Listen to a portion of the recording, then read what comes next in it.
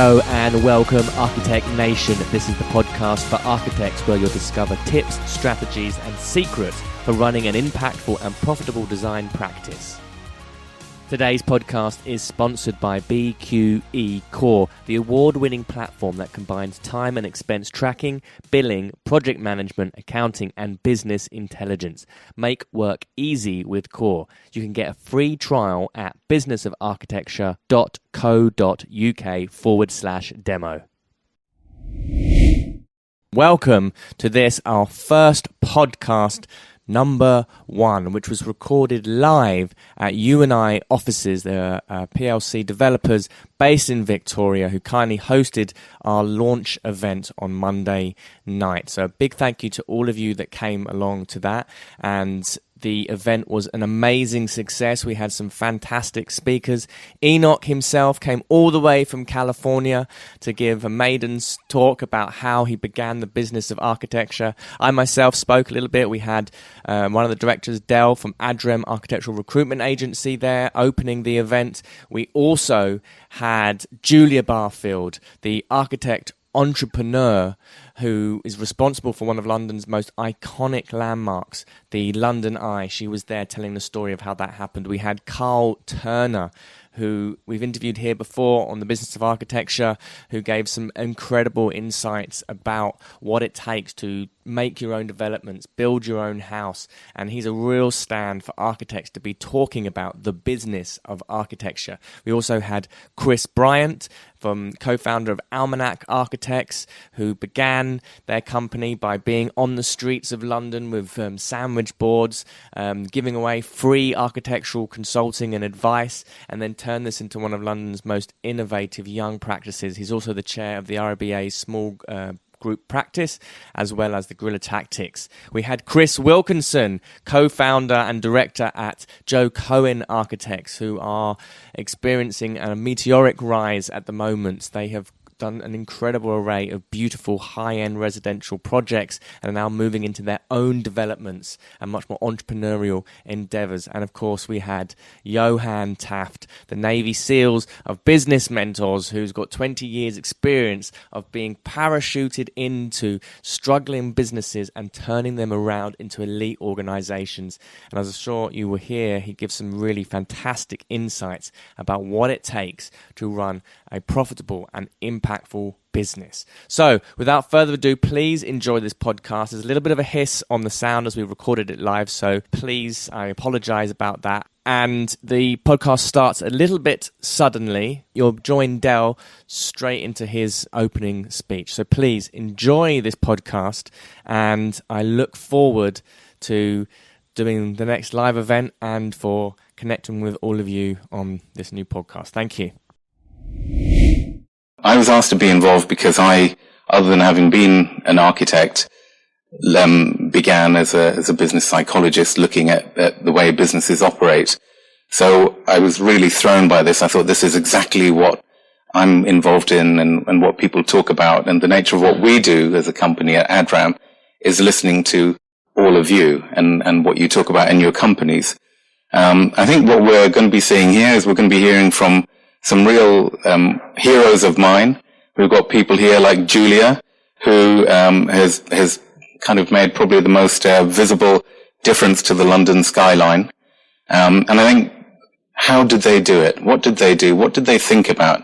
When you have a great innovation as an idea, you go from being just somebody who's an architect to becoming an inventor. And as we go into the future of technology and artificial intelligence, the only thing that we're really going to be able to give that's different to anyone else is our ideas, and inventing them in such a way that they become the future fodder for thinkers to invest and build more on. So without any further ado, I would like to hand over to Rion and to Enoch, who is the founder of this establishment, Business of Architecture, who's come over from the United States. Can I hand you over to Rion first? Thank you.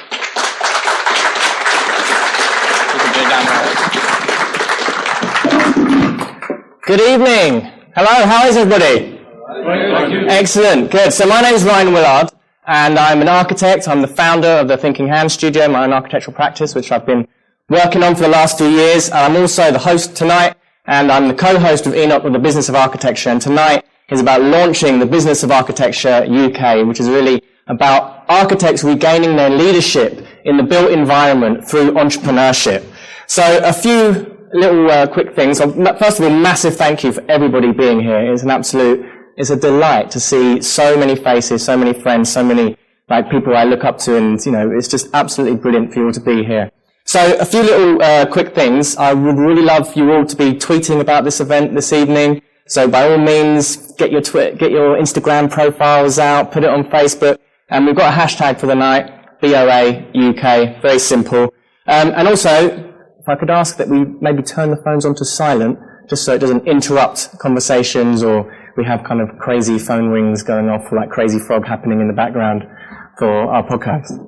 Brilliant. So we've got a great night planned. We've got Enoch, who's come all the way over from the US to talk a little bit about how he founded and started the podcast. We've got our panel of amazing, distinguished guests who will be just talking about what it takes to run a profitable and impactful architectural company. Also, we're going to have a little bit more time for networking later on. And also, we're going to have a prize draw of some fantastic business books that I've really enjoyed, that have kind of changed my life, and they're going to be given away at the end. So there'll be a couple of bowls which you saw on the door, and we'll be picking those out later on. So, why are we here? I kind of think that perhaps our profession is in a bit of a poorly state, maybe.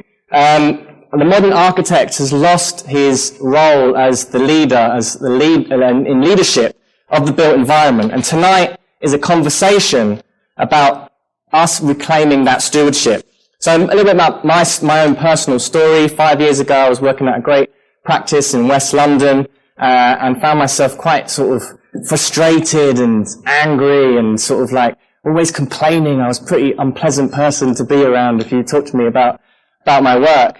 And, I just felt like, what's going on? I was, not being, an architect's salary, a qualified artist isn't that great. And I was kind of quite upset about that. And for many years, about 6 years of working, I still hadn't been on site. And again, this was kind of fueling my frustration. The company I was working at, I left there, and I thought that the solution to this would be, I'm going to start my own business. This is the way. This is the answer to it.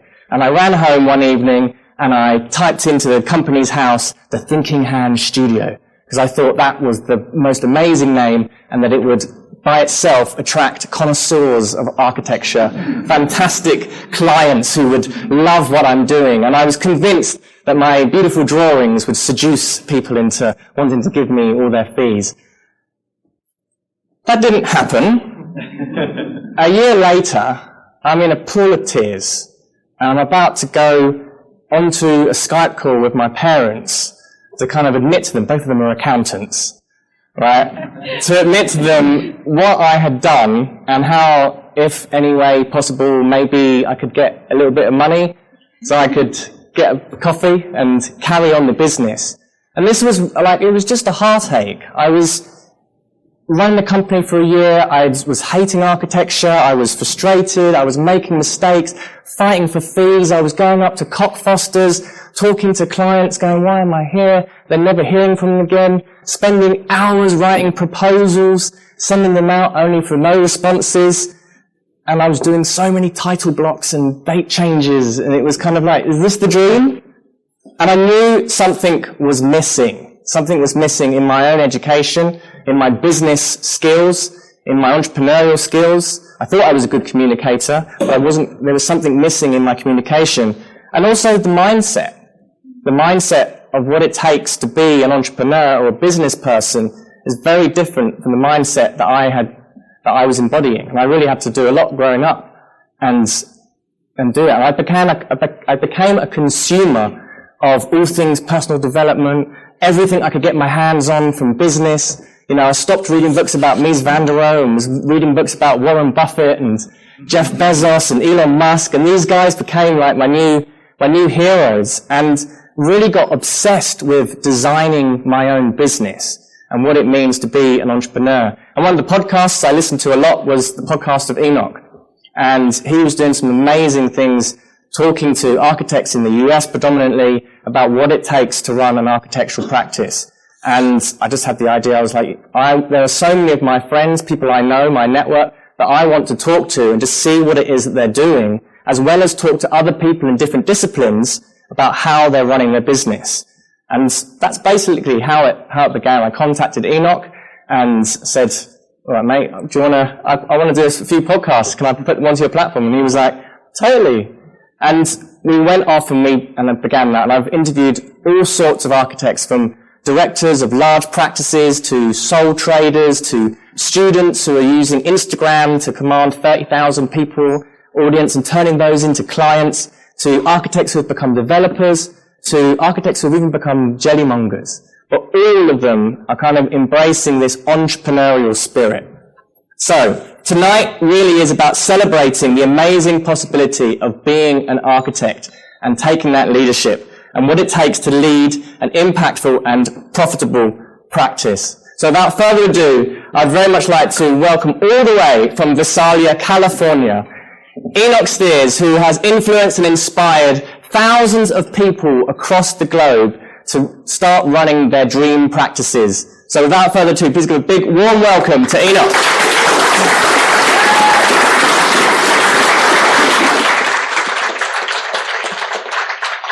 Thank you, Ryan, for that amazing introduction.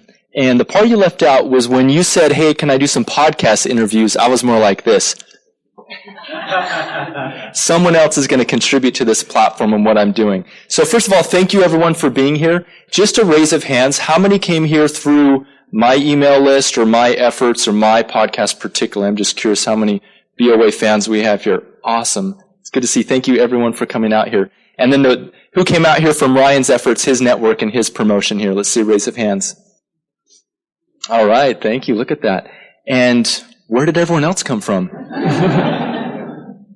So, look, the one thing I want to say, the message that I have for you here today, I'm very humbled to be here. Visalia, California is a tiny little farm town in central California where there's not a whole lot going on.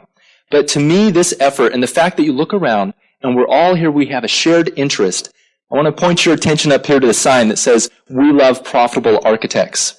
So in 2008, I was laid off from my job. I was very successful down in Panama doing resort development, which is fantastic. And I had to get a paper route, and I had to substitute teach to make ends meet. Because we all remember that time when it was difficult. Whether you had a good steady stream of work, fantastic, but I know we all learned a few things during that time.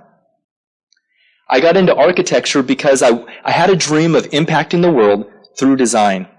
And what I learned in 2008 is that intellectual capital and the capital of ideas, which we're so rich in, architects, designers, is not enough to make the impact that I thought I needed to make or I wanted to make. What I discovered was that I needed to have the capital of money. That's why it says we love profitable architects. Now, I had some personal mindset issues I personally had to get over. Money's evil. Money's not bad. I thought, of course, when I was going to be an architect, I was going to be rich. That's why most of you got into architecture, I assume. Right? So in any case, thank you so much for being here. I just want to let you know Ryan is going to have an excellent show. I really look forward to being part of this conversation. Hey, Stuart, how are you? See some familiar faces around here. But I'm just totally humbled to be here. I started this podcast out of my bedroom. Just me and a microphone in my bedroom. And for me, what that tells me is that each one of us, with the democracy afforded by digital technology, with podcasts, Twitter, social media, that basically it opens up the realm of possibility. So when I was in school, Richard Meyer came to speak with us. Tall, commanding gentleman with white, flowy hair. And he seemed so up on a pedestal, right? And I thought, how could I ever achieve something like this gentleman has achieved?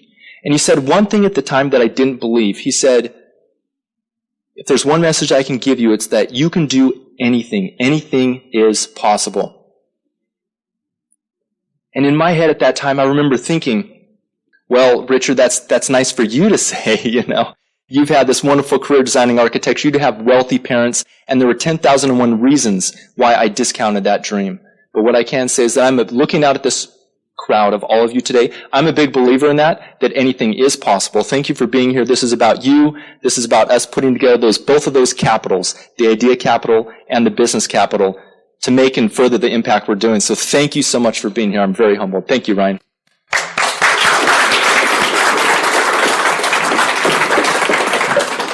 Thank you very much, Enoch.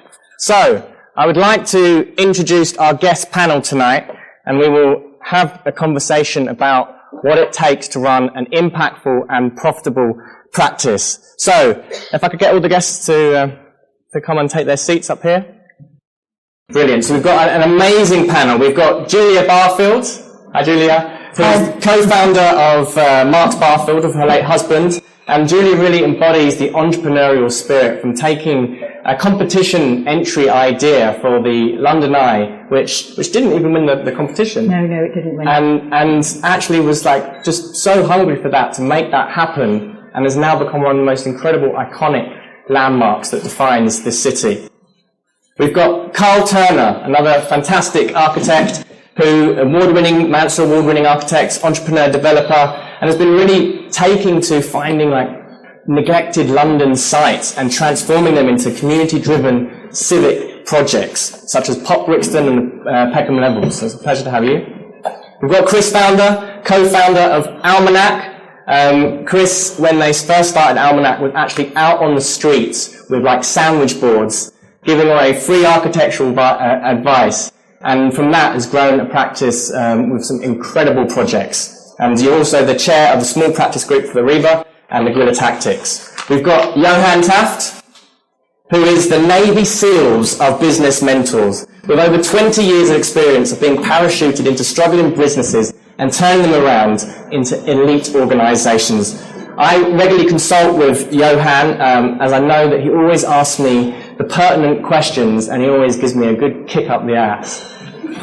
And we've also got Chris Wilkinson, co-founder of the Cowen Architects, which is an incredible practice that has gone through a meteoric rise and growth recently. Absolutely. If you look on their website, it's unbelievable, the kind of quality of work that they're doing. And I know, Chris, they're now moving into more entrepreneurial ventures and development themselves. So it's an absolute pleasure to have all of you here. So thank you very much. Big round of applause for all of you.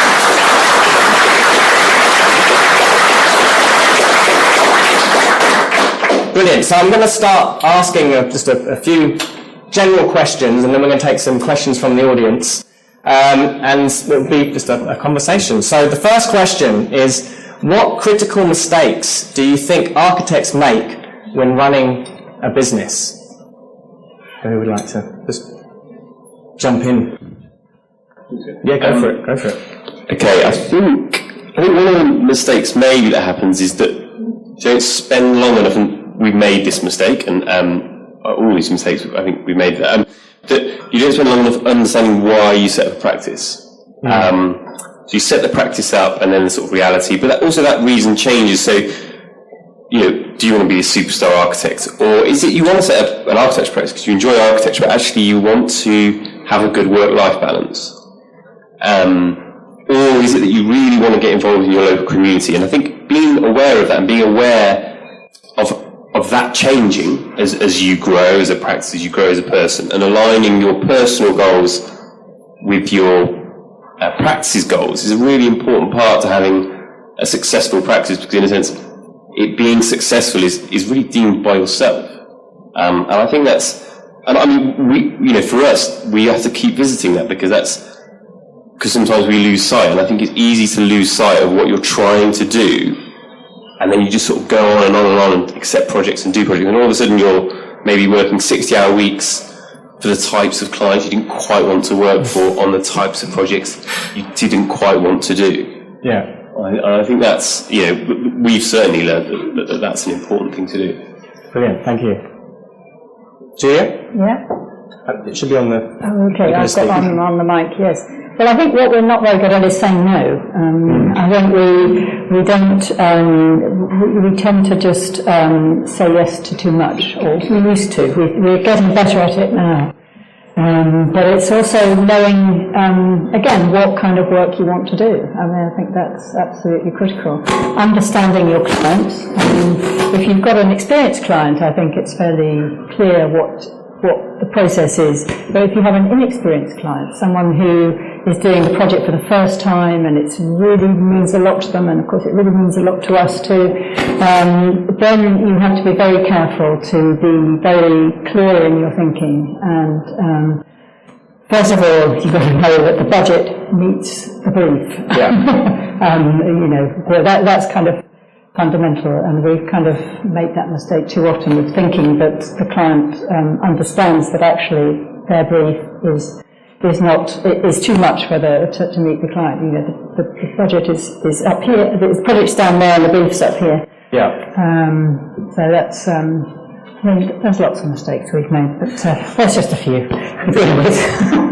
Chris? Yeah, I agree with that as well. And, I think from a lot of architects that I've certainly worked with previously who've gone off to run their own business, or at least tried to establish businesses, they often have that idea that an architect is someone who's empowered to redesign the entire world, and they can't understand why, when they're spending 50 hours a week designing a side return in someone's back of someone's house, why they can't establish new projects. Yeah. And a lot of the time, because of the obsession that you have with design, it's slightly disabling in that sense. And I think that the idea that you've always got the foresight to think of what's the next piece of work that I've got to focus on, how do I target my next project, my next client, and you've got to do that while you're in the depths of working out your new design philosophy that you're so desperate to impose upon that first client that you've got.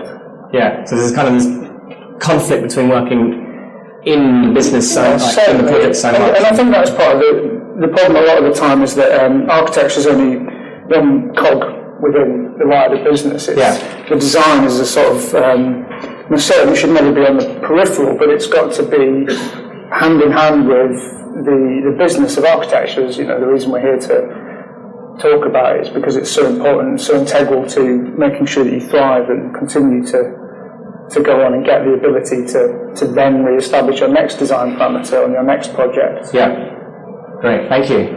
Johan? Absolutely. I work with not only architects who I consider the whole realm of specialists, but other specialists, restaurateurs or surveyors, and people who have spent a lot of time mastering their craft and getting really, really good. They're experts in their field, engineer minds, if you like.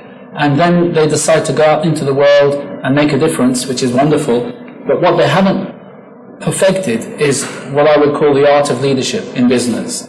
And so they will encounter, for me, predictably, a whole load of problems which could have been prevented if they had received that education in parallel and as powerfully, as strongly as the education in their chosen field. Artists suffer the same thing, dancers. I mean, you look at a whole spectrum of artistic people, and also, for instance, an accountant who would like to then set up a business of accountancy. You would think that accountants run good businesses. They're about the worst businessmen I've come across, because they're numbers people.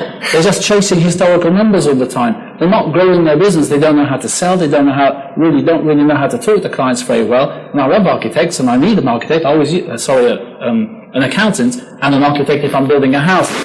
But there's a whole education missing there. And it's good for me because I get parachuted in to help fill that education. But I've seen people invest so much time and energy and just it's off track. And it's a great shame. And some of them won't make it back. I worked with Rion, and I think he was a rescue. We rescued Rion and brought him back, and now he's passionately back involved with a real dream and a tangible dream, because he's filled some of that gap, that education gap that was needed to run a successful business. So, yeah, absolutely. And I see the large firms have obviously brought in help. They've brought in professional managers, they've brought in professional finance people, they've brought in a CEO and everything. So the business acumen and the business skill is brought in at a large expense, but by now they can afford that. But for those smaller practices, that's where they do get stuck, I think. I'm speaking to people who know a lot more about that than I do, I would imagine. Excellent, thank you. Carl? Yeah, no, I concur with everything that's been said, and I think, architects are driven, passionate people, often very interested in design, and I think there's probably there is a sense of entitlement probably with lots of architects that actually I can set my own business up, other people do it, why shouldn't I? Yeah. And I think, as I'm involved quite a lot in the food business at the moment, I use the analogy of a restaurant. If you're a restaurateur and you were going to set up a restaurant, you'd need some serious funds behind you. You'd have to rent your space, you'd have to fit it out, you'd have to hire chefs, you'd have to get your menu together, and you'd have to really, so that the day you opened, you were kind of ready for business. Yeah. Because if you're not, you're dead in a week. There's, very rarely do architects ever approach the project of designing their own business, as you say. Yeah. I certainly didn't, and I don't think I know any other architects who've actually really done that. And I think that's kind of where the industry's falling down at that very first hurdle, that kind of sense of entitlement of, I should be able to set my own practice up and I want to, but actually you do have to kind of plan for it, and, it is a responsibility, it's a business. And I very much, we've been talking about it just beforehand, I think, the whole industry has been kidding itself, we've been undercharging, underpaying ourselves. As you say, it's kind of broken, and it's broken at a fundamental level. Yeah. Because we're giving away services. So, I'm involved in lots of groups, and we're all talking about how we can make a difference and raise our fees gradually. But I think when things are as bad as they have been, it's really difficult to change things quickly, but it's going to take a industry-wide sort of concerted effort to make a difference. Yeah. And what do you think is at the heart of our kind of reluctance to engage with the kind of financial aspects of running a business or the entrepreneurial? Is it?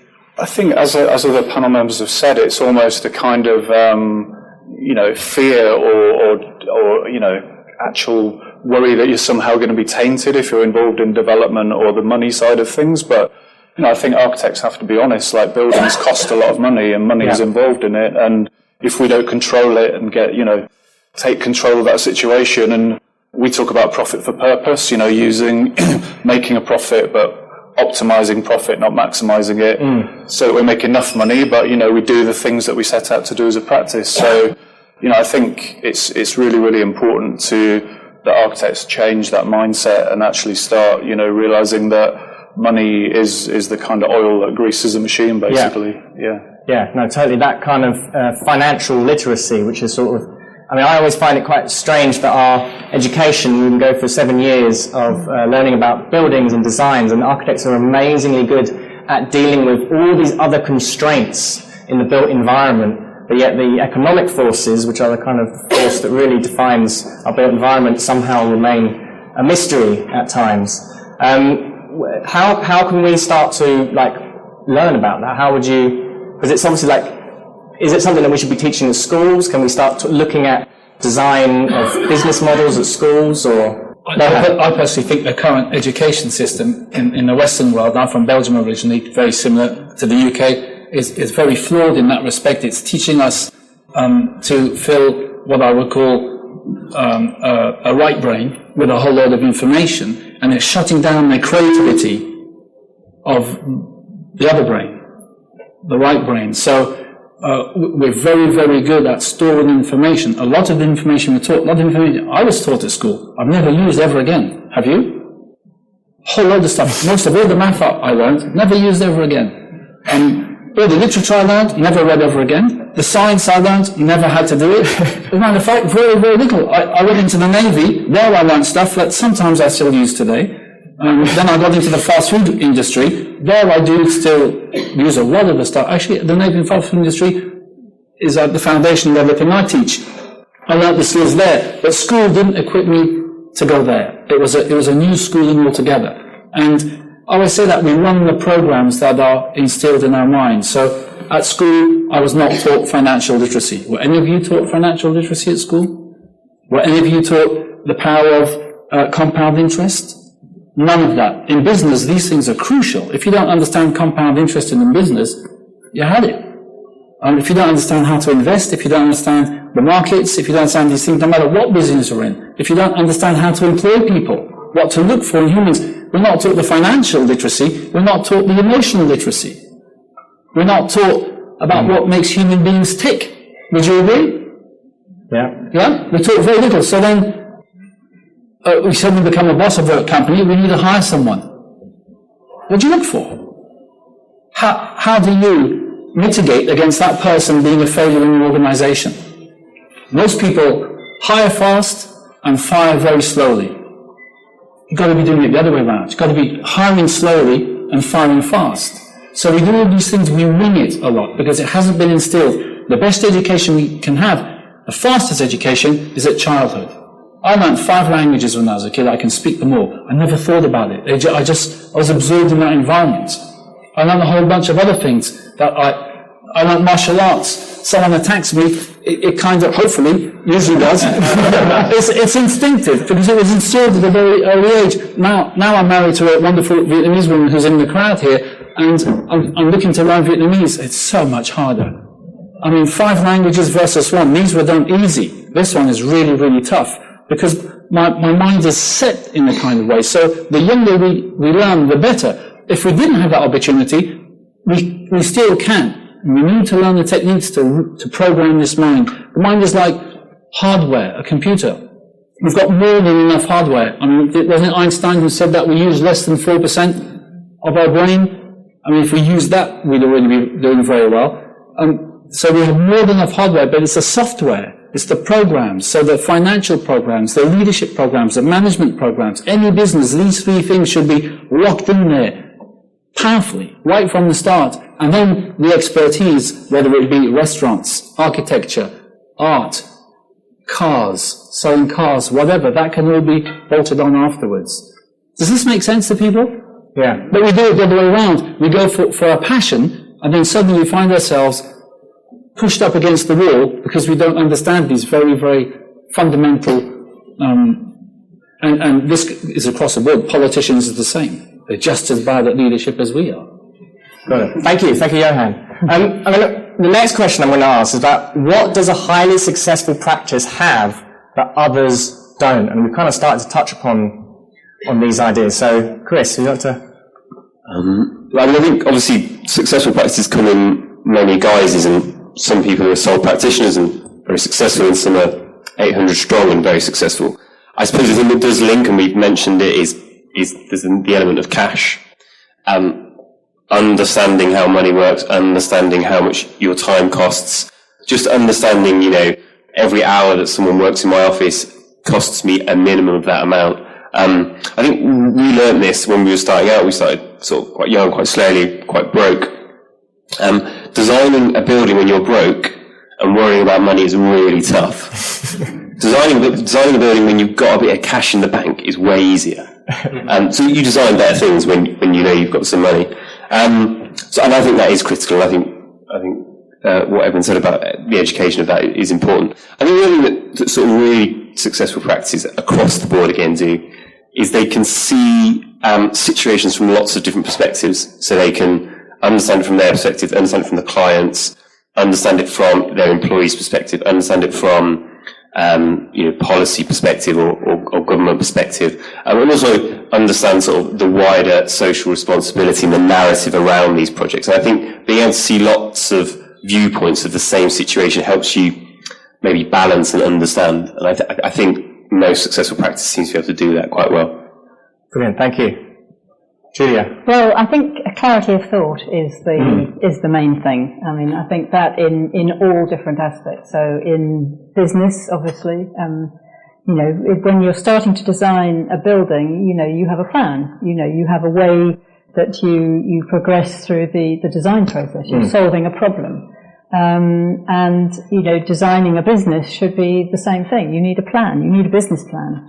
And I think that's where you've got to start. And you've got to go back to it. And every year you've got to refresh it. And you've got to decide what you're about and why you're doing what you're doing. And then look at the market, understand the market, and go through that whole process. I mean, it's we do it as architects when we solve design problems. So we should be doing the same process when we taking the same discipline to our own businesses. It seems quite natural, actually, the sort of entrepreneurial thinking, which is like an iterative process of you take a product out to market, you test it, you redo it, you keep on refining it.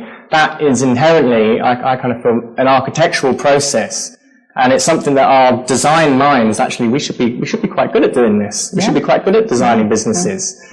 And often it's something that we end up neglecting, or we end up becoming a little bit less proactive in terms of going out and finding a site which we're actually really good at, walking around the city and going, oh, you know what, you could put there a building. You could put a building over there as well. And that's like what we're trained to do, but yet we kind of find ourselves constrained and not taking on that leap. Yeah, I think that's a really interesting point, that idea that we have an awareness of the built environment around us. And I can't speak for other architects, but one of the methods that we've found to be quite fruitful, let's call it, is the idea of site finding, which is something a lot of architects don't necessarily go out to do. And we've understood the way that a developer brings a project to us. Most architects start at that point. The developers come to them, they've got a project, but we try and think beyond that first step. Where did they get that from? How do they do that? Who's funding them? Because they're the real client, and how they're getting in touch with the developer, and how's the developer finding this work? And I guess that's always one of the mysteries, isn't it? There's all these people in the world with all this money, and everyone seems to be building these projects that are incredible, and, you know, everyone's sort of, it's like a bit of a mystery as to how that happens. So we're trying to unravel a bit of that mystery, and we've started actually looking at sites and through various different methods, and trying to marry those sites with specific developers as well.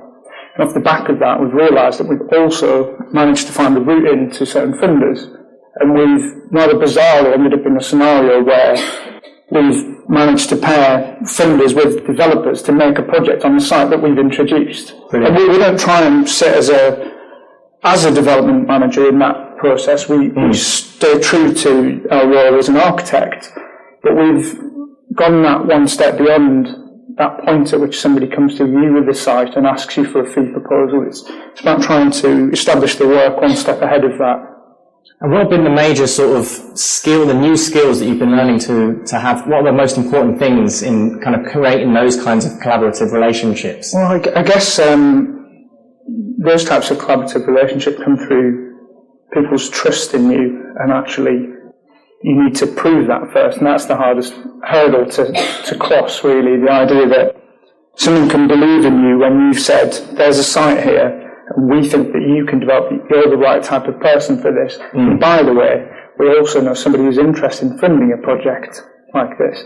And I guess that trust element comes through scalability, and we've done that on a small project where we'd found a site, we'd introduced a client to it, and it was sort of a little bit of serendipity in that sense, but having gone over that hurdle, we realised that it actually isn't that much of a mystery, and anyone can do it. Anyone can go out there and do that. I think it's just about being brave and making sure that you aren't scared that it's a whole mystery world of financial activity that someone else should be responsible for. And, you know, why not just be that person? And even if you're not trying to become a financier, you're not trying to say, oh, this is how much IRR you're going to get on this investment and all the rest. You know, you've got a limited ability to say, here's something, and it needs the parties that you're introducing that to also get on board. Yeah.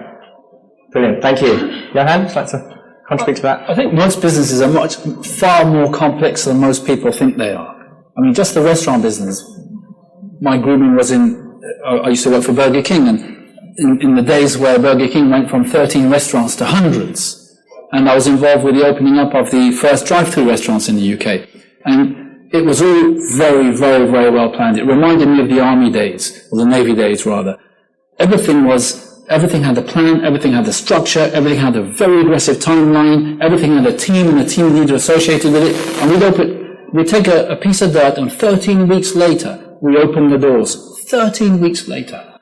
And I remember one day, I pulled up at one of the restaurants, and I had this, you guys will be very familiar with this, but it was kind of new to me at the time, this timeline, very, very, very long, with D-Day minus 120 days, 119 days, 118, all the way to D-Day, which was the opening day, plus whatever, and all the follow-up stuff. And the complexity of all the different teams involved, from the financing of it all the way through to opening up the doors to customers, was mind-boggling.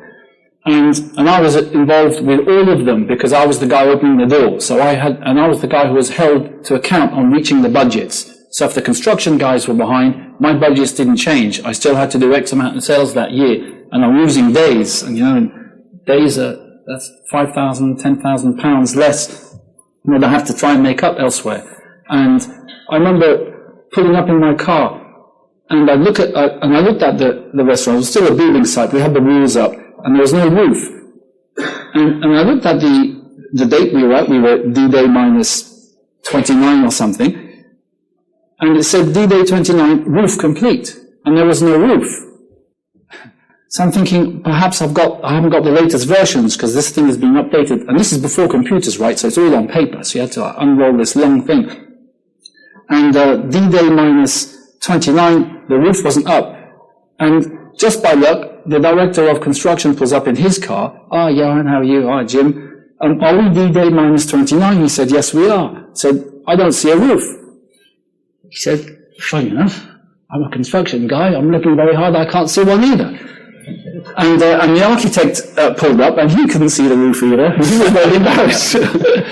So Jim takes this mobile phone about half the size of a bottle, and dials up the contractor and says, "There is no roof." And then the contractor came up with a bunch of excuses, and Jim said, "Don't worry about it. It's not your problem anymore." He picked up another phone and dialed a number, and he had three other companies on standby. This was not an unusual thing, that the construction guys. And he said, "At what time would you like the roof done, Johan?" I said, "Well, by tomorrow morning would be great because I need to open up on next day." He said, "No problem." 3 hours later, all these trucks pulled up and finished the roof. And I thought that was the slickest operation I'd ever seen. And I've had my own personal issues with building, refurbishing the bathroom and stuff like that. And it was far more complex than the roof at the beginning that day.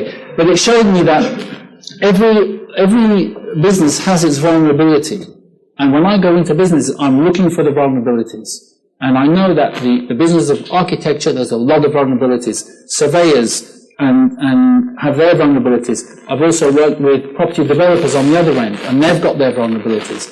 And I think we need to protect ourselves against the typical vulnerabilities of our industries and find out what those are, and either fill the spot ourselves as leaders or find people, good people, bring them in to fill that. I think that's an absolute priority for any business.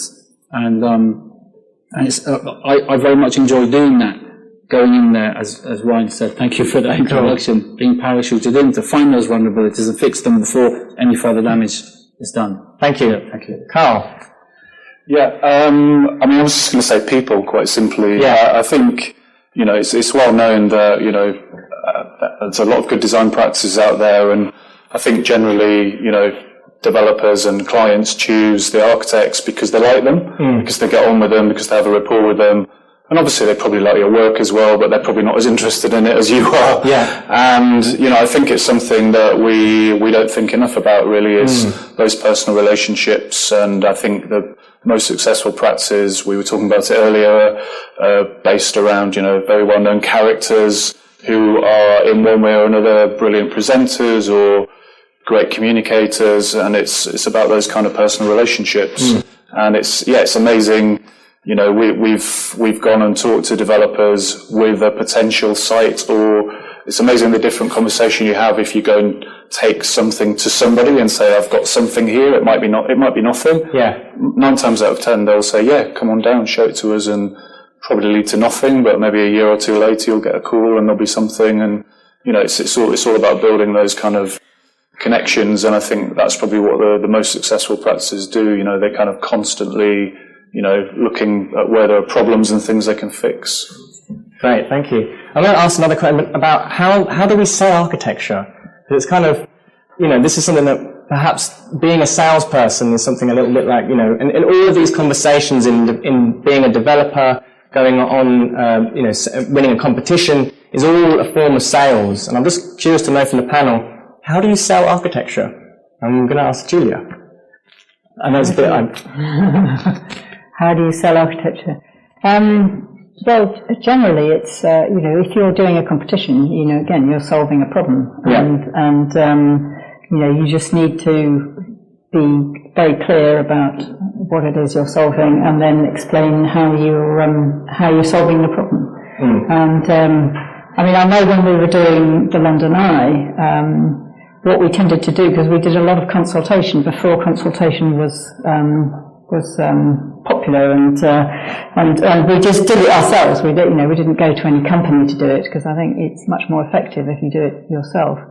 And we just talked to about 20 different organisations, and they ranged from the Royal Fine Arts Society to local community groups to the London Society, which is this bunch of octogenarians, which dusty libraries, we just went and we just talked to anybody and anyone who would listen about we had this idea of a wheel in the middle of London,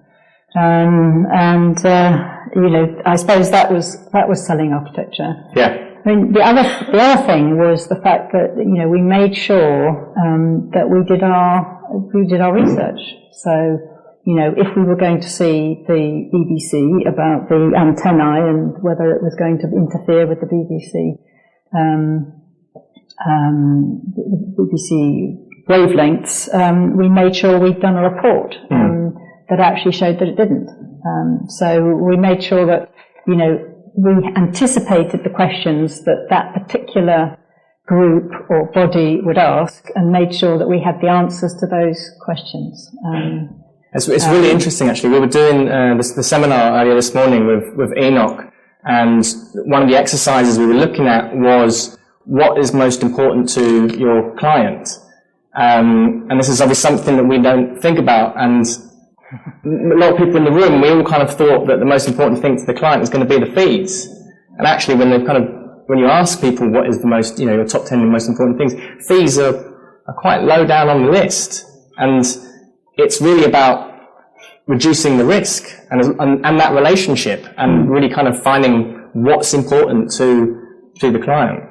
Yeah, exactly. Understanding all the things that could go wrong before they go wrong. Yeah, yeah. Yeah. Yeah, I agree with that, Julie, and I think that's the difference between selling architecture and yourself as an architect, in the sense that, I guess in many ways, you design something as amazing as London Eye, and the architecture is something that is such an easy tool because it's so fantastical. And I guess selling that architectural service is that extra layer that you went out and did your research, you did the background work to show somebody how that can be delivered and how that can be achieved.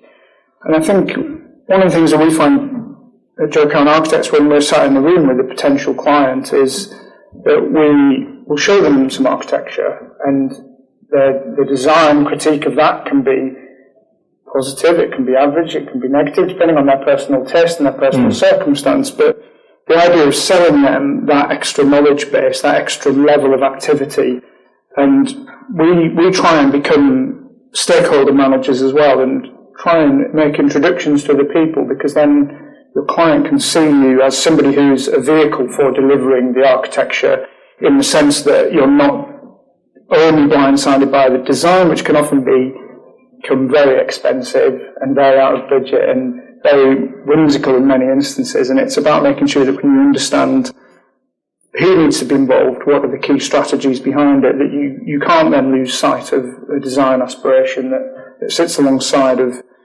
your business opportunity. Yeah. Everyone else, that question to Chris. I totally agree with the last two comments about de-risking and sort of showing that you understand risk. I think the other thing is that narrative is really important, and I don't sort of mean just like a fictional story, but I mean sort of understanding what the bigger picture of what someone's trying to do, whether it's a sort of community centre or whatever, and getting on board with that and participating in all those conversations. Because a building is nothing without people or the stuff behind it. So being aware that this isn't just a sort of vanity product design project, but this is sort of a piece of the community, and I think showing that and sort of helping them with that narrative sometimes. I think, some clients come to you and the brief isn't fully formed. Yeah. And they want you to say, okay, look, what about this and this and this? And I think that engagement, and understanding their values, is a really important part of that. Thank you. Carl, how do you sell architecture? I'm not sure I'm very good at selling architecture, actually. It's such a tough one because it's really hard trying to tease out what a client's looking for, and you're never quite sure what the playing field is, let alone whether it's level. And I mean, I've pitched to clients who've then said at the end of the pitch, or they've fed back to me, yeah, well, most of your projects they had a lot of wood in them, and we don't really like wood, so we went with somebody else who does white architecture. And so it's so weird when clients take images of projects so literally. So yeah, I show clients less and less work now, and I kind of assume that if they come to me that they already like my work, and then it's more about, I try and, talk about the relationship and what the money is and all of that stuff. So I guess I've kind of stopped trying to sell architecture as much as I used to, because I think in many senses you're battling a sort of losing battle, really. It's almost impossible to always second guess, and I think you also have to realise that you just can't win every project, and in fact we turn down lots of work. We just I think that's sort of really important as you grow, that you say no to lots of things that clearly doesn't fit the model or the business plan or the ethos of the practice that you set out for yourself. So actually self-selecting projects, I used to hate saying no to work. I used to take everything on that came along, and I used to then beat myself up if I didn't deliver it on time or it went slightly over budget. Has anyone else done that? Yeah, I spent years doing that, and that was when I really decided to make a plan and make a change. The first part of that plan was just saying no to nearly everything that came through to me, and it was more about me going out and looking for the work that I wanted to. So that, therefore, I wasn't really selling architecture. I was kind of selling ideas, I think, more than design. Yeah, brilliant. Johan? I think that selling architecture is probably no different to selling anything else, really. And I see there's two levels of sale. There's a off-the-shelf sale, which competes primarily on price. And there you've got to have the funding behind you or a really well-oiled system to be able to compete on price. But for everything else, it's what I would consider bespoke.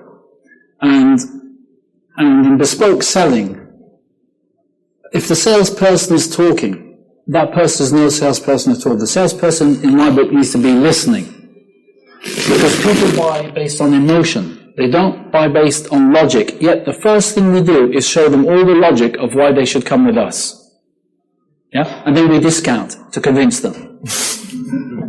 Yeah? Am I the only person who's ever done that? And in my field, in coaching, people do it all the time. They're always discounting. And I came to a point in my career where I realized if I carried on discounting, I'm going to be a very poor coach at a late age, and I don't want to do that. So I went and learned a selling system.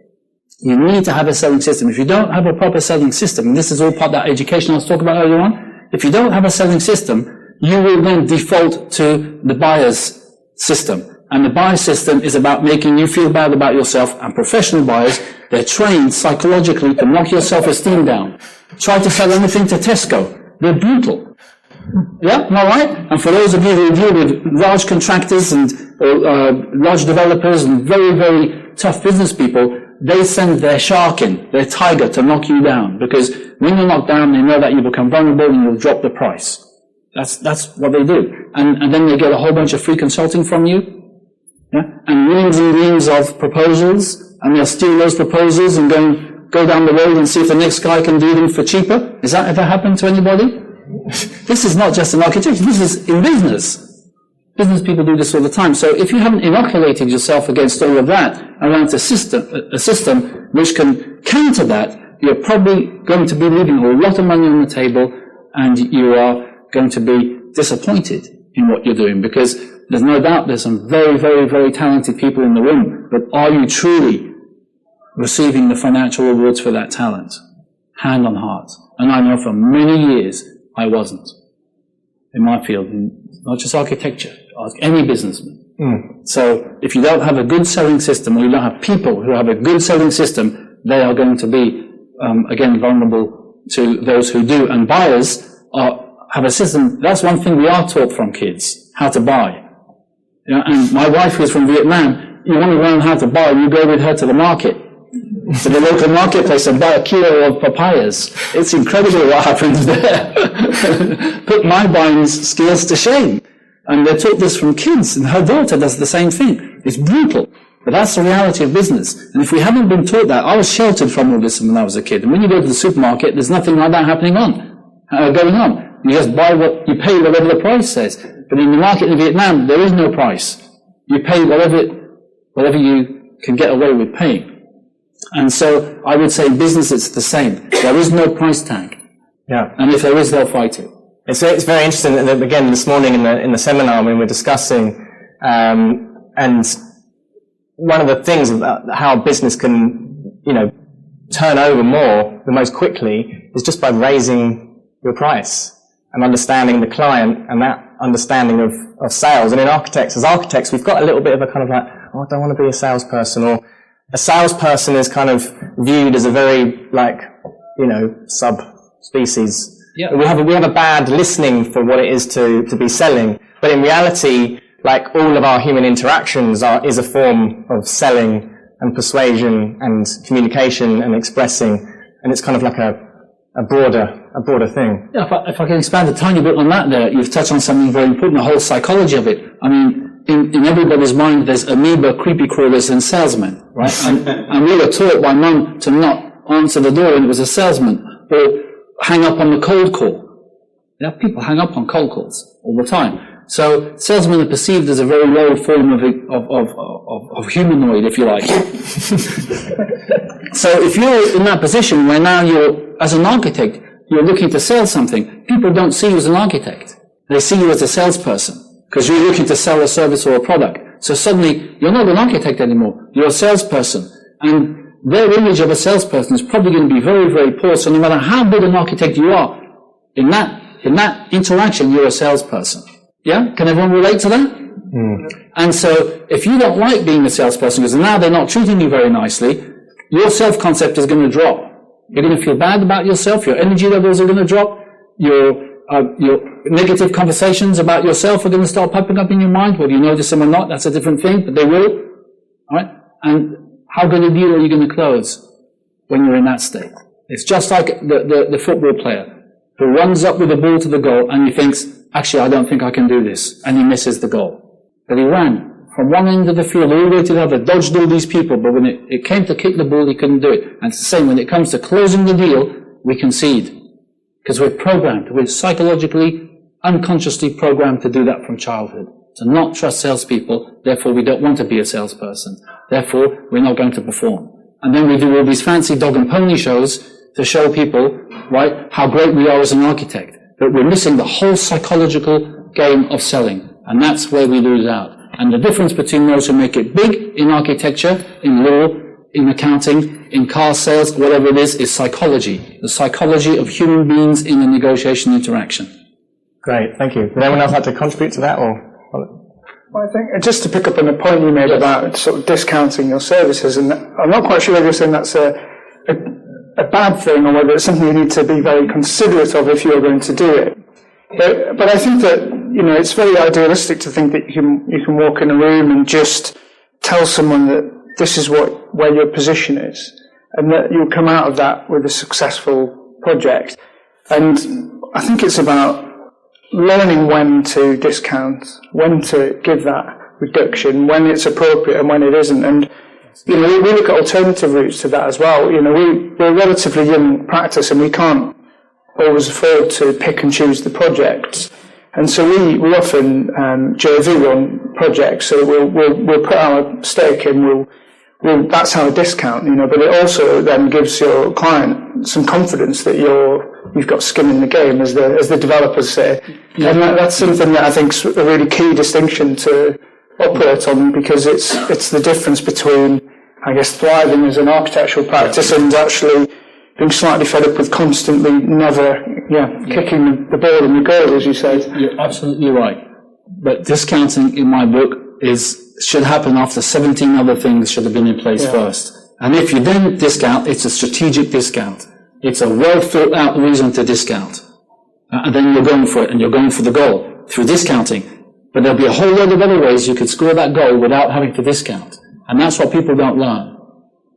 And that's what I'm saying you should learn. Does that make sense? Yeah. Thank you. Does anyone else want to contribute to that? Julia? No discounting. Brilliant. Okay, so next question. What does business and entrepreneurship mean to you, and how have you embraced it in your practice? Chris? I think it's something about maybe calculated risks or just going out there and doing stuff. I think, as you mentioned, we took the calculated risk during the middle of a recession to quit our jobs and set up a practice with no jobs.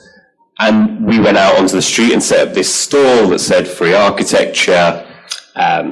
Basically, we just give you some advice about stuff on Portobello Road before we got moved on, and then on the South Bank. And actually, that became the thing that was really good about that was that we had this idea of what it would be, and it was something totally different. So we thought we'd be there sketching these beautiful designs for people, sort of signing them. And actually people just wanted to talk about architecture. And so one, it gave us hope that people that actually were interested in architecture at a time when architecture was getting bashed. And two, it gave us a lot, we talked to a lot of people that may have come back 2 or 3 years later, or people that we got our first work from. And that was a sort of calculated risk, and it was that idea of just doing it and just going out there and doing and trying and seeing rather than overthinking it. Then one of the first jobs we got was to build a giant gingerbread house. And we convinced people we could build a giant gingerbread house. We'd never built a giant gingerbread house, but we took the calculated risk that if someone gave us enough money, that we would deliver it. And we did. And I think this is that element, and that's also a really brilliant thing to be doing. It's exciting. It's sort of like you might fail, and that's sort of exciting in itself, or you might succeed. And I think that risk-taking and feeling like you're sort of living on the edge of sort of success and failure is quite fun. And then as that develops, and then you sort of actually grow out of that some good ideas, and that's how we developed our business. I'm not sure that's from the business school, the book of business school, because we were really naive, and that basically the reason we did what we did is because we didn't know how foolish it was. But that's why we succeeded. So I don't know whether that's good advice, but it is what happened. Brilliant, thank you. Julia? Well, I mean, I can tell you the story about how the London Eye came about. Yes, we started the practice in the late 80s, and within about 2 years, we won a very big job for a developer. It was a £30 million job, competing against some of our previous employers, and had the office in the house. It was on a shed at the side of the house, and they kind of came to the shed and said, "Well, now you've got to get a proper office now." So we did. We actually bought an office, and our overheads went up 10 times, and then the recession hit, and the job disappeared. And so that was the beginning of the 90s, and basically the competition came out in the Sunday Times, and we needed something to cheer us up. And so we went in for the competition, and as you said, we didn't win. It was an ideas competition on how to ideas for the millennium, landmark for the millennium, and in fact nobody won the competition. The judges, in their wisdom, didn't think any of the ideas were good enough, and I don't know, they probably weren't. But then after that, we didn't have a lot to do because it was in the middle of the recession, and we got encouraged by a number of people. Well, just go ahead, try it. It was an audacious idea. We just have to carry on until someone says no. And so we did that, and we set up a company called the Millennium Wheel Company, and then we we kind of went to see everybody that we thought would be interested. We put in a planning application, because you can put in a planning application for land you don't own. Right.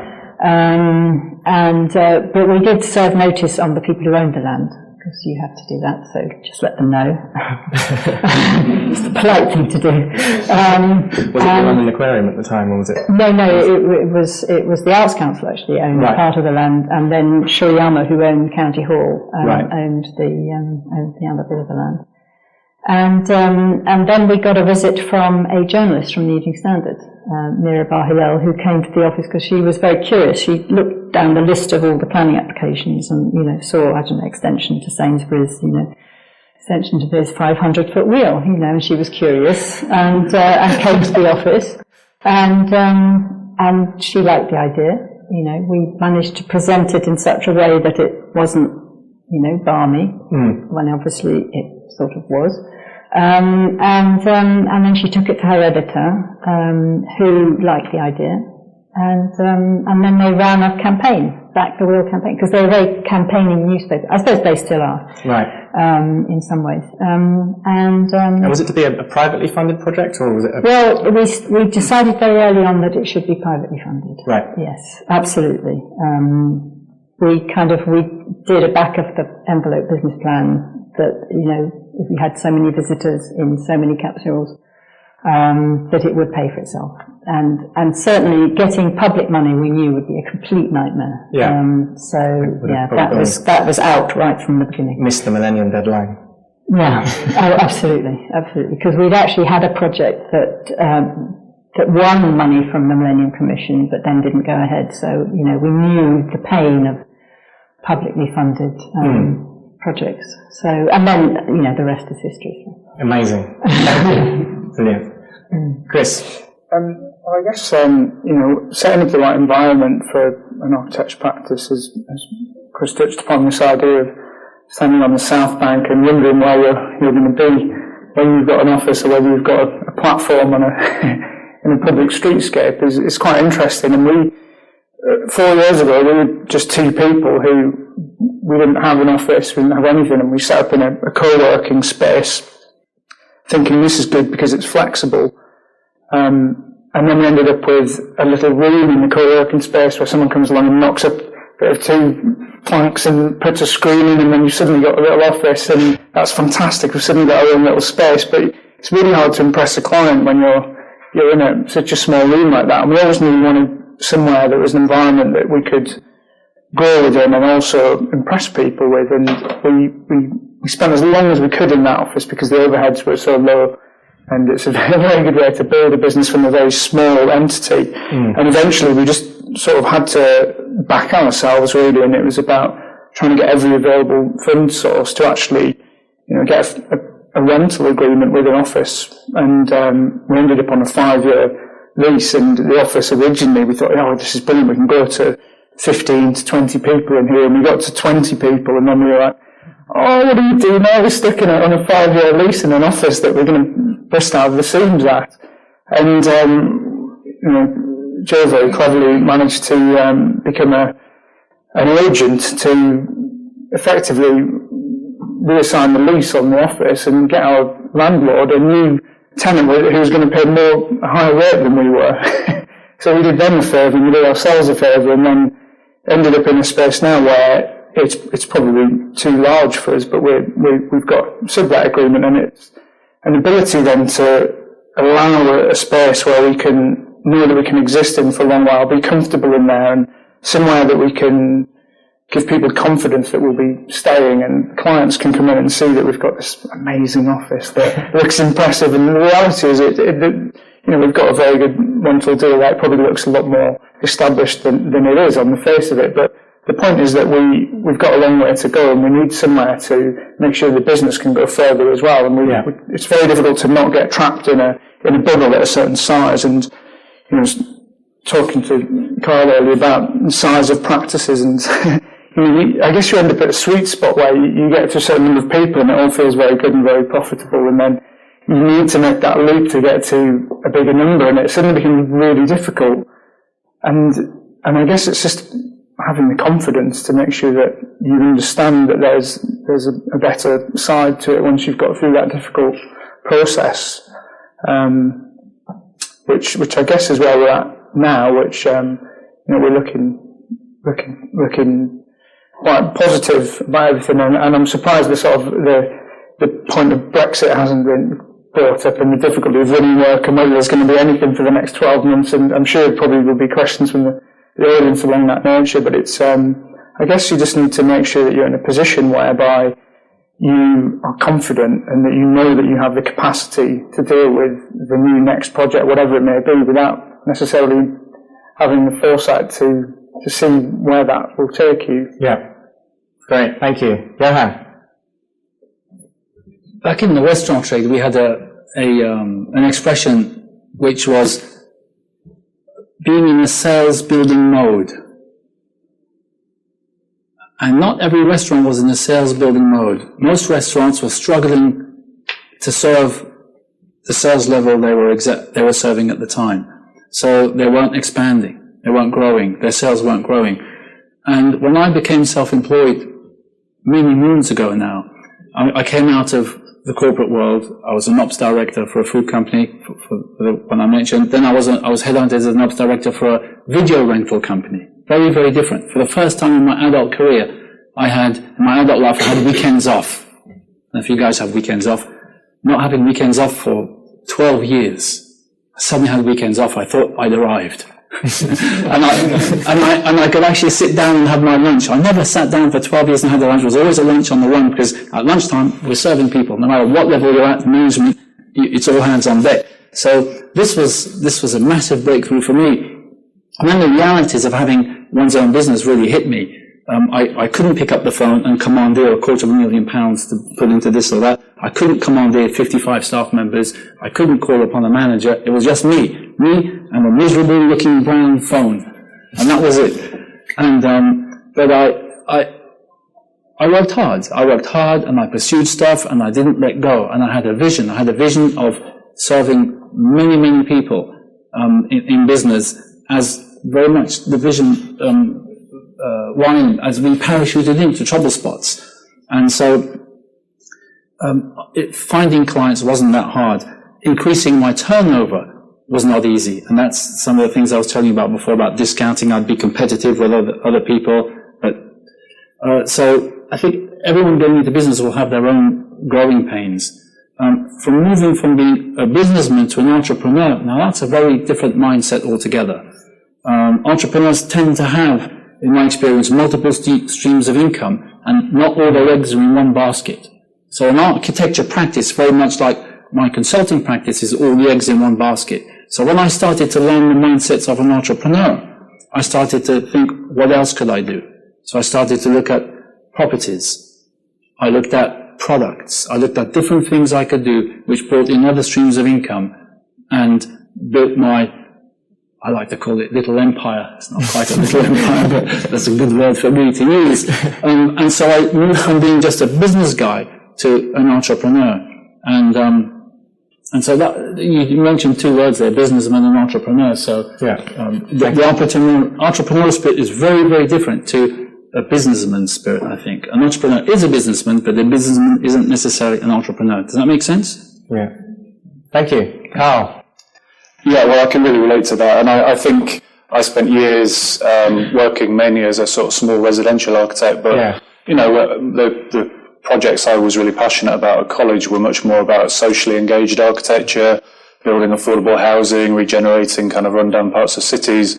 I couldn't really see a fit. How was I ever going to work on the kind of work that I wanted when I had to earn a living? But one thing I did have skill set was actually not just designing, but I also worked as a small contractor. So I built some of my projects for clients. I then went on to actually develop some small projects myself, like some flats to start with, and then a house, and then eventually built a house. But we started on site, and I used that vehicle of a site and the future potential of the site to then bring in investors and developers and start conversations. And thankfully, a very innovative developer called The Collective stepped forward and invested really heavily in the project. And we effectively founded Pop Brixton together. And since then, we've gone on to set up a sort of parent company, social enterprise called Makeshift. And we went on to win the Peckham Levels competition. So that's all of the empty bits of Peckham car park. So similar business model to Pop Brixton, but much bigger. So Pop Brixton's about 20,000 square feet. Peckham Levels is about 80,000 square feet. But these projects are really done on a real shoestring, sort of 450, 500 pounds a square metre. So really, super cheap because they have to be because they're short term. So I guess the different model is it's about a revenue model. It's about showing that they're just really short leases, that we can not own the site, we can generate income and do social good things with it. Yeah. So, it's a great thing. I've actually just stepped down as a director of all three companies and I've kept some shares in those companies. So hopefully if it goes on to be a success, one day I'll get some more shares in it and got my investment back. And it's led to a whole load of similar kind of projects coming in now, sort of lots of people with land. And it's a great thing. I didn't expect to become a container expert, but actually it's a great way to be early on those kind of sites with those conversations, a bit of leftover land, what can we do with it? Let's give Carl a call, I'm sure he can do something. And it's leading to lots of feasibility work. So amazing. I couldn't really have planned it.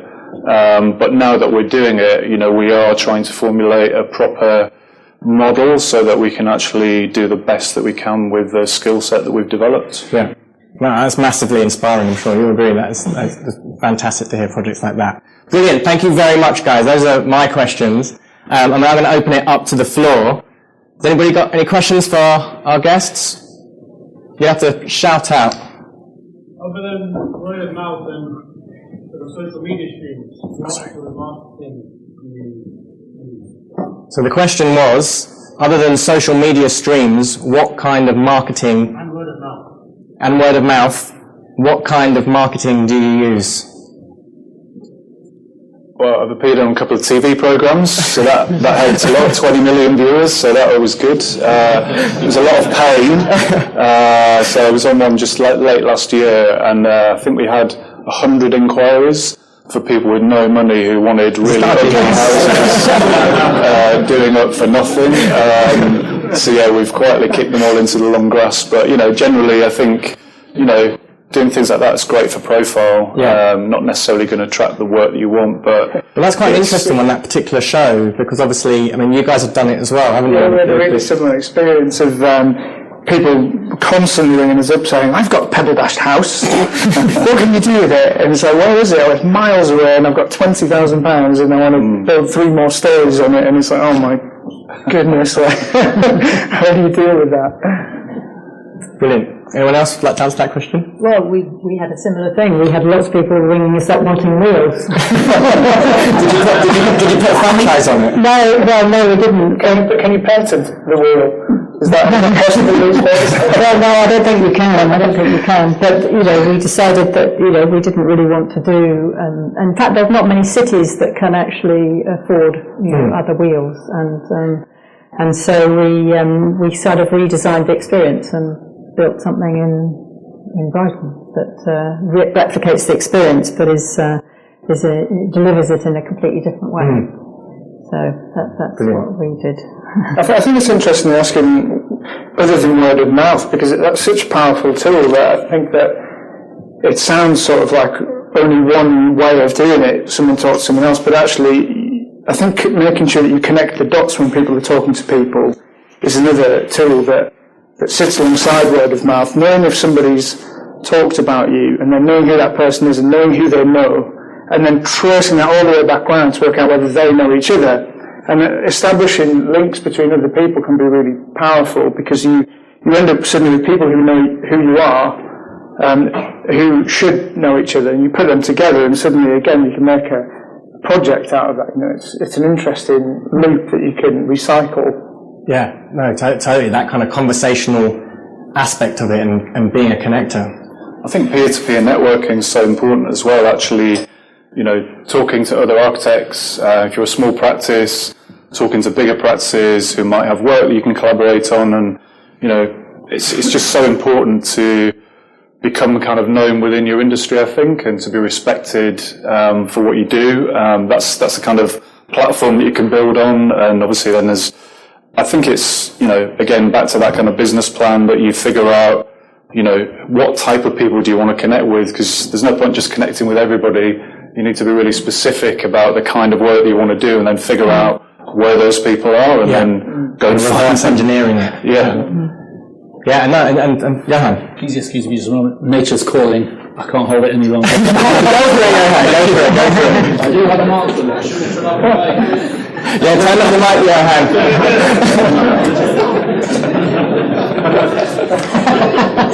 I love it.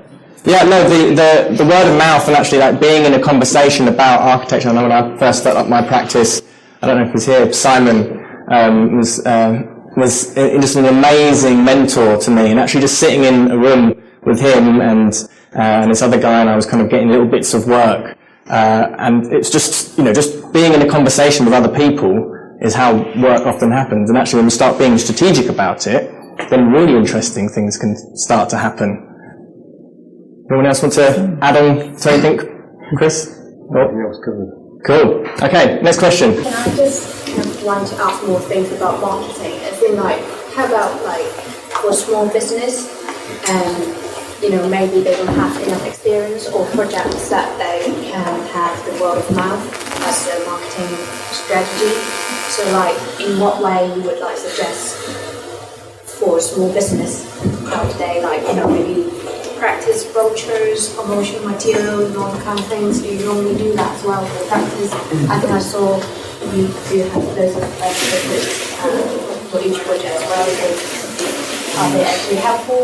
Okay, so the question is, what sort of marketing brochures, materials do you employ? Especially for small startup business. Okay, what marketing materials would you suggest for small startup businesses? I think just one of the interesting points there is you just reminded me how many people I know who have the idea that they're going to set up an architectural firm, and the way they do that is they get a website and then they get all of this amazing booklets together of their designs and all their work, and they spend a fortune doing all this because it's what they feel comfortable doing, really. And I think that can be a slight deviation from what's important. And one of the ways that we tried to do it when we were just sort of sole practitioners, I guess, was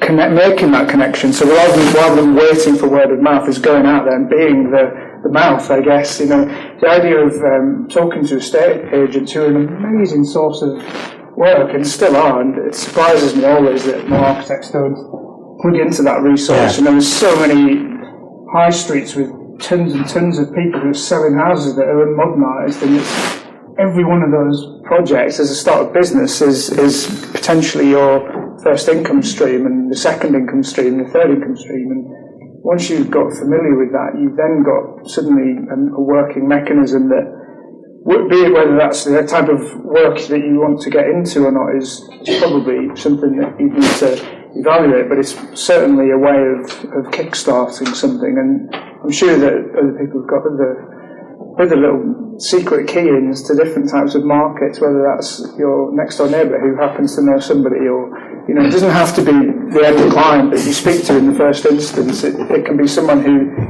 makes a connection, and it's about recognising when someone's got the power to do that. Great. Another question?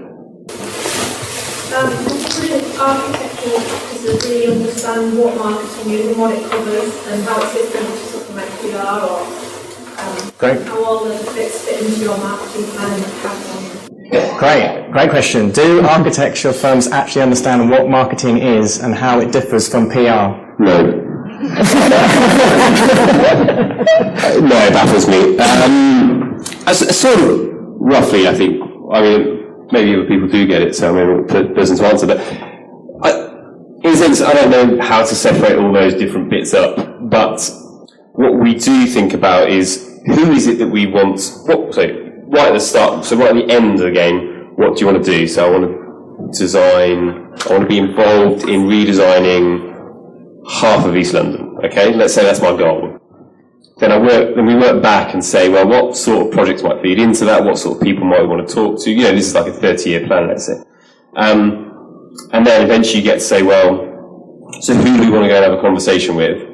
And how best do we get to go and have that conversation? And who are the lots of people that we want to do? And then we might employ certain tactics to enable us to do that. And some of those are probably classed as marketing, and some of those are probably classed as PR, and some of those are probably classed as business development, and some of those are probably just a chat, which is, the best way. So I don't understand the difference, but I think it's really important that you employ that you have a plan about where you're going, and that you have certain tactics that allow that to happen. I think it's really interesting, actually. When I worked at Rogers, I was always amazed at the communications office and the amount of people that were in the office just dedicated to the PR for the press, and like how they manage their appearance out in the public world. And obviously Richard is kind of quite masterful at networking and the sort of ethos that they had there with the combination of the restaurant and then the architectural practice, and just actually having a dedicated team for marketing. Obviously it's easy now to sort of see a big practice that they can put the resources on, but it's something that I'm not sure that lots of architects know what marketing actually is. I mean, I certainly was very kind of confused by it, and not understanding what it's again all part of that sales process, and how is that different from PR? Well, I think the clue is in the name, to some extent, is understanding the market out there. Yeah. But it's that's not enough. You've got to understand what part that you're interested in, and then there's so many different ways of getting it. It's funny because a brochure landed on my desk the other day from a practice, and I was really surprised because we actually haven't done a brochure for years. We tend to do things that actually celebrate each individual project. So, we'll do a kind of little brochure about a project, but not a brochure about the practice. I don't know. Maybe we should. But I think so much is digital these days. It's all Instagram and Twitter and and website and so I think a kind of printed brochure is maybe not the first thing to do. Yeah, well, this is what's really interesting now, is like the social media and how easy it is for us to be able to produce content, to produce, start educating our clients, putting together programs, and being able to have a platform almost instantaneously. Those kind of marketing tools that once you would spend thousands and thousands to get an advert somewhere, and now you can use Facebook and you can reach thousands of people for 15 quid. And again, it's it's amazing. I think doing mini films, I think that's got to be, because, people will watch a mini film. If it's kind of 3 minutes, people will watch it because that's what they do, on YouTube and whatever. Yeah. And, we haven't done it yet, so I'm kind of saying what we intend to do, but that's, I think that's very captivating. And something that we do intend to do. I always like the idea of, for larger practices, that actually something as simple as doing Instagram stories, just kind of capturing the conversations that happen in the office, because it's something that we all want to see. We want to see what is it like, what are the interesting conversations happening in the office? What's it like at a design crit at Mark's Barfield? Yeah, we went to the 10-year anniversary of one of our buildings, which is quite amazing. Last year, and it was just so nice. It was, everybody in the building, it's the Lightbox in Woking, it's an arts building, and everyone was saying how much they loved the building, and so we thought, right, we must capture this, and show the fact that we go back and have a look at the buildings and make sure they're working, and the people in them and everything, and so that's what we're going to do. Okay, brilliant. Johan, a little piece on marketing and what marketing is. I think not only do architects maybe misunderstand what marketing is, many businesses don't have a proper marketing plan. A marketing plan is designed to take the product or the service to the market. It is in the name. And unless you have a proper marketing plan, it could be random. And having a marketing plan doesn't mean it will succeed either. I think PR, coming back to PR can serve marketing. And I've worked with people in the music industry, so pop stars, and they tend to have more PR going on for them than a marketing plan, because their marketing plan would be around getting their music heard on radio stations or albums sold and things like this. And they'll have a manager handling that. And the reason I mention the pop industry is because it's sometimes interesting to look at what other industries are doing to separate it and then come back to our own industry. I'm always doing this. And the PR would be all the other stuff that's going on, which we tend to hear a lot about, all the stuff we read in newspapers, all the documentaries, all that kind of stuff that's going on, which is often reactionary. So a building is built up and suddenly all the PR happens. It might happen a little bit before, but it tends to happen a lot afterwards. And the PR can be damaging. Bad PR can be damaging. So it's very distinct to a marketing plan, which is a very commercial vehicle, if you like, to support sales. Sales comes after marketing. A sales manager should report to a marketing manager or director in a company. It's in that order. And PR is then somewhat separate to that and might have very little to do with the sales and marketing arm. It's more a damage control or a relationship building for the brand and the reputation of the company, but not necessarily directly related to building sales. Does that make sense? Yeah. Does that help?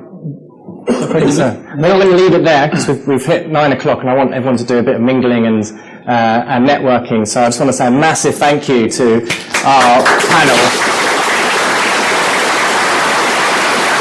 And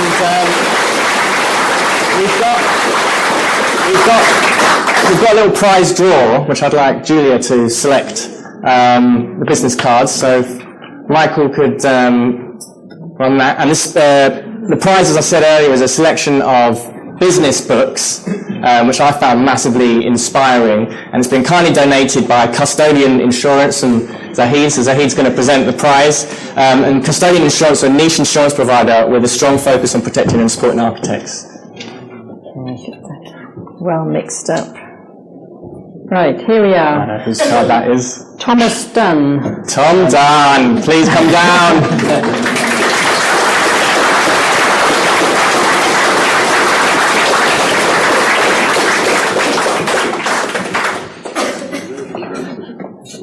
Excellent. Thank you very much, Tom. Very good. So, I just want to say a massive thank you to everybody that's come along this evening. Please stick around. I think there's a load of canapes still left. There's a bit more booze, and there's plenty of time to be doing some networking. I want to say thank you to Adrem, who supported us this morning and gave us their space. And of course for you and I, who have been incredible and given us this absolutely beautiful space for this event. Also I'd like to say about Core BQE, who are our accounting software, and they've been one of the major sponsors of this event. So you can see on all the chairs, there is a brochure there, and in the little bags that we've given you, there's a good brochure there, and they're really doing some innovative software, accounting software, specifically geared towards architectural practices. And I'd also like to say thank you to Mia Casa from Alexis, who's been providing the drinks and the food tonight. It's been absolutely brilliant. So, we're going to be going live with this as our first podcast, hopefully tomorrow. So please make sure that you check us out on iTunes. It's the Business of Architecture, and you can come to the website, www.businessofarchitecture.co.uk, hashtag about this event. And if you don't want any correspondence from us at all, we've got lots of emails, and everyone's given their cards, please send me an email. Everyone who registered online has got my email address, so you can say no. And thank you once again for making this an absolutely incredible evening, and I look forward to seeing you very soon at our next event. So thank you once again.